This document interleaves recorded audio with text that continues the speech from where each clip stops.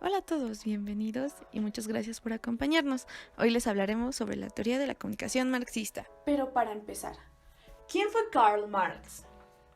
Él fue un pensador filosófico de origen alemán, considerado el padre del socialismo científico. Estudió en las universidades de Bonn, Berlín y Jena. Finalizó sus estudios en Derecho, Historia y Filosofía en 1841. Algunos lo consideran un gran economista de la historia, debido a sus aportaciones por su obra escrita El Capital. Sin embargo, él nunca estudió esta carrera. Antecedentes del marxismo. La sociedad creada por el capitalismo formó múltiples problemas, atrayendo así la preocupación de varios pensadores. Los socialistas utópicos fueron quienes brindaron teorías y propuestas para disolver la diferencia de clases entre obreros y burgueses. El socialismo utópico está basado en el trabajo obligatorio para todas las personas, la distribución de bienes y productos. Aspiraba a sustituir la propiedad privada por el socialismo. Fueron Robert Owen, Charles Fourier y Saint-Simon quienes crearon este pensamiento en 1847. Marxismo. El marxismo surgió en 1848. Tuvo la cuna la lucha de la liberación de la clase obrera y se convirtió en la expresión teórica de los intereses fundamentales de dicha clase. Propone la reformulación del capitalismo argumentando que este sistema había hecho una terrible economía que podía propiciar a la formación de dictaduras. Sus principales ideales son la desaparición del sistema de clases sociales y la abolición de la propiedad privada. Origen del marxismo. La primera vez que se habló sobre el socialismo marxista surge con la publicación de El Manifiesto Comunista en 1848. En esta obra presenta los tres principios elementales de este nuevo movimiento socialista, convirtiéndose así en la base del marxismo. Denuncia la explotación de la clase baja por parte de los burgueses, defendiendo la necesidad de una revolución obrera que diera fin al capitalismo. El materialismo histórico. Se denomina materialismo histórico la ciencia formulada por Karl Marx y Friedrich Engels. Contiene las ciencias tesis básica. El hombre de toda época necesita producir su medio de vida inmediatamente. Las relaciones que el hombre mantiene con la naturaleza y los demás hombres en el proceso de producción de su medio de vida son relaciones materiales. Estas relaciones materiales dan origen al modo en el que el hombre interpreta el mundo y a la estructura jurídico-política de la sociedad. El desarrollo de estas relaciones materiales de producción de la vida es el fundamento de la historia. El materialismo histórico es la interpretación económica del hombre. Para Marx, el hombre es un ser que requiere cubrir sus necesidades materiales. Para satisfacer dichas necesidades, el ser humano manipula y transforma la naturaleza según su conveniencia, transformando la realidad al satisfacer sus exigencias. Lo define como producción social de la vida, es decir, los seres humanos se relacionan entre sí para un fin común, que viene siendo la satisfacción de sus necesidades a través de la producción. Infraestructura y superestructura. La infraestructura es la base de la sociedad, forma la estructura social, en ella se encuentran las fuerzas productivas y las relaciones de producción. De ella depende la superestructura.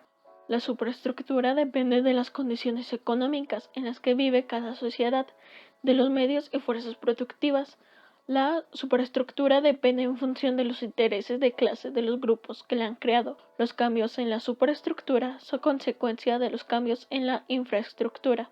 El hombre alienado. La alienación es la transformación del hombre en su trabajo. Es en sí lo que genera valor, es la fuente en el proceso productivo, pero en el modo de producción burgués se convierte en una herramienta más, no en un hombre, sino en una cosa. Para Marx, el ser humano es meramente social. La realización y felicidad del hombre se alcanza a través de las relaciones sociales entre otros hombres. La libertad es, según Marx, la capacidad de darse su propia existencia. Sin embargo, esta libertad no es duradera.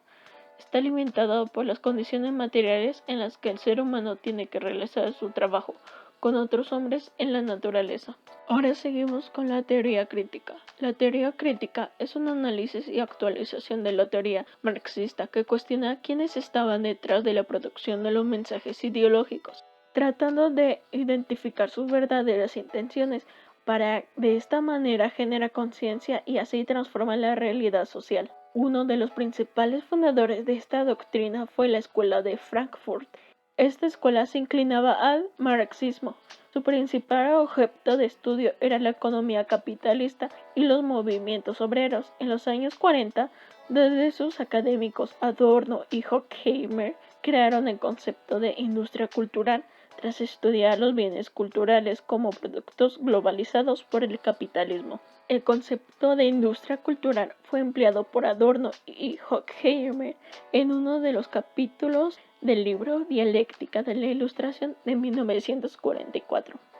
En él se proponía que la cultura popular o de masas es comparable a una fábrica que produce bienes culturales estandarizados, películas, programas de radio, revistas, entre otros.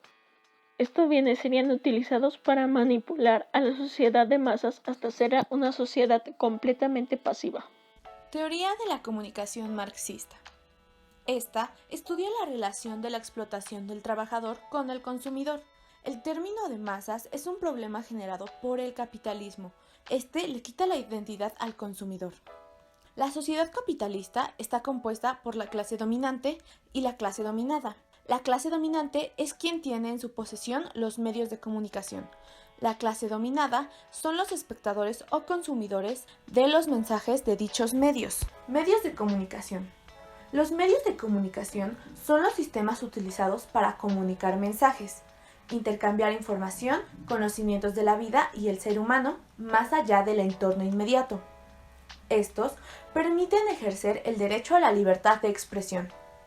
Sin embargo, según la teoría de la comunicación marxista, habla sobre cómo la clase burgués es quien tiene el control de los medios. Los utiliza para dar a conocer información conveniente a sus intereses.